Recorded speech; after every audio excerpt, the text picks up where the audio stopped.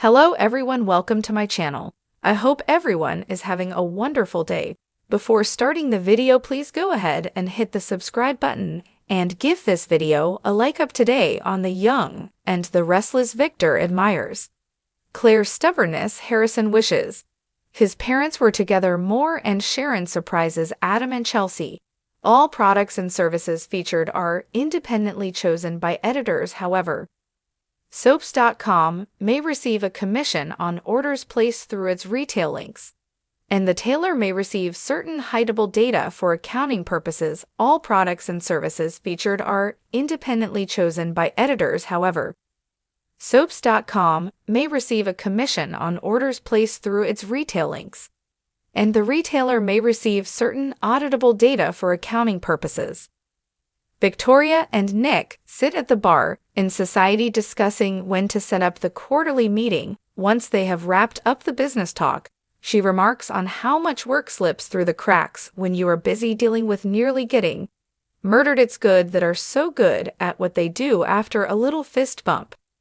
Nick tells his sister how nice it is to focus on work after all the bullocks they dodged. Victoria points out they didn't all dodge the bullets. Nick is just grateful things worked out. He's sure the old man has a lot of years left in him, unless he doesn't. Victoria counters. She explains that when she checked in on their father earlier, he seemed morose about the future. It's not like him. Nick says he could have died, but didn't, and he's likely just taking stock of his life.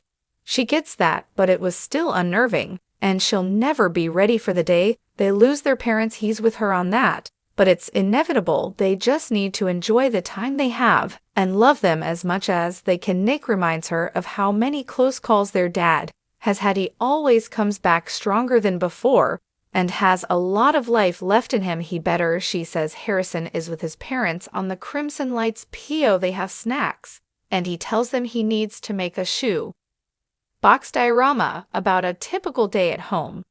He already has lots of ideas and would like his parents to help. Summer suggests they have dinner at the Abbott mansion to start right away when Kyle reacts wily. Summer backtracks, but his son begs him to agree. Kyle caves. Harrison is sure that his friends will be doing dioramas about playing games, but he wants to do one about his family sitting around the dining room table. His favorite part of the day is when they eat together, laughing. Kyle is sure Jack will love that. Harrison adds he loves it best when his mom is there. Summer loves that, but points out that's not typical. Harrison seems disappointed, so they assure him he doesn't need to change a thing. Awkwardness ensues, but Harrison is super excited. He wants to put Mrs. Martinez in the diorama too. Kyle hands him money to run inside and buy her a treat. Summer apologizes to Kyle if she infringed on plans he had for the night. He admits he was supposed to have dinner with CLA and Victor, which is likely why he's happy, have a reason to get out of it. CLA wants to show her grandfather that he's a good guy. Summer had no idea they reached the point where they require Victor's blessing. She can't recall them going to extremes to win her grandfather's approval. Kyle points out Victor's opinion of him has changed since then. His ex says it looks like things are getting serious with Claire. Kyle asks if that will be a problem, but Summer assures him it won't be. She's happy for him as long as he's happy, and CLA is better than Andrew. He goes on about how Claire is the most incredible woman he's been with, but then apologizes if that sounds like a dig at her. It's just fresh, and he's excited about the future.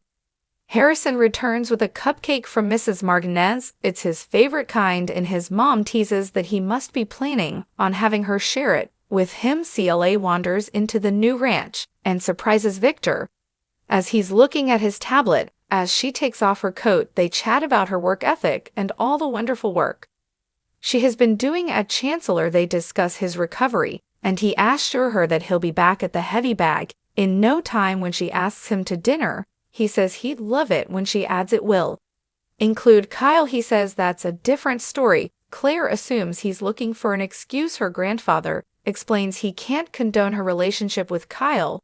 She's not backing down. Victor is impressed that she's so stubborn. She's a Newman.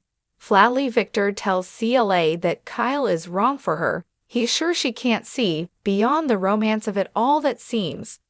Condescending to Claire, she wants him to see the man she knows and see why he's so good for her, adjusting in his chair. And groaning in pain, Victor admits that this is about Kyle being Jack's offspring. He detests that man and has had decades of bad relations with him. And his mendacity when she suggests they let the past go. Her grandfather points out that Kyle just stabbed his own family in the back and stole from them. Claire suggests that he had more than a little to do with that, waving his finger. Victor refuses to take the blame. CLA fills her grandfather and on her lunch with the Abbotts, noting how dear family clearly is to Jack. That warms the cockles of my heart. Victor snarks. He respected John, but Jack is a joke. He and Kyle both inherited everything. They are weak and built nothing from the ground up. Kyle went back to his family because he couldn't hack it on the outside. Victor's baffled. Kyle would agree to have dinner with him. She explains that Kyle is willing to put his feelings about Victor aside for her sake. CLA knows that her grandfather has tended to step in whenever Victoria got involved with someone he didn't approve of. Victor points out that her mother married Billy Boy Abbott and that Ashen Lock guy, and they both broke her heart. His granddaughter can't deny that, but says she loves Kyle and he wants to be with her, as Victor promises he only wants what's best for CLA. Hall calls. He hopes she hasn't proposed dinner yet and explains he can't make it. He and Summer have to help their son with an art project. Claire would want to get in the way of that. Besides, dinner has been a hard sale. This is no surprise to Kyle.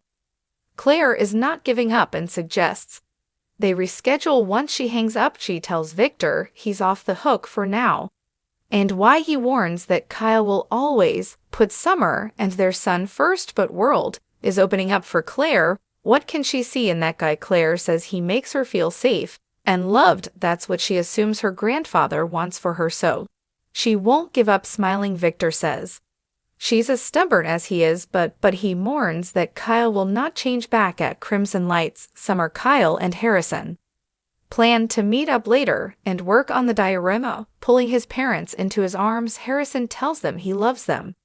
They are the best mom and dad ever. Adam is at the ranch calling for his son. Chelsea walks in, sucking her fingers as Adam complains their boy polished off his favorite chips. He wants to have a talk with him about boundaries. Food is sacred. Chelsea admits that she ate them.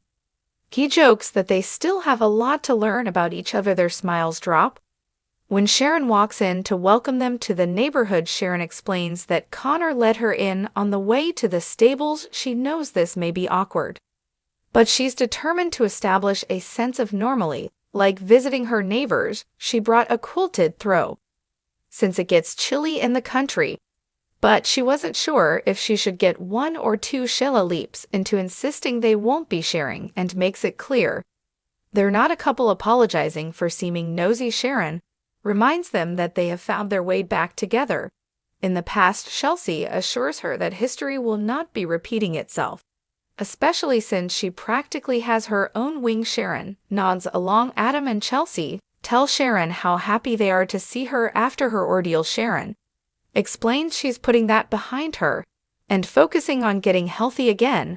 I don't want you worrying that I'm still out of my mind on drugs and framing people for crimes they didn't commit. She adds Adam assures her they don't feel that way, and Chelsea talks about being kind to yourself when dealing with mental issues. They know she was a victim.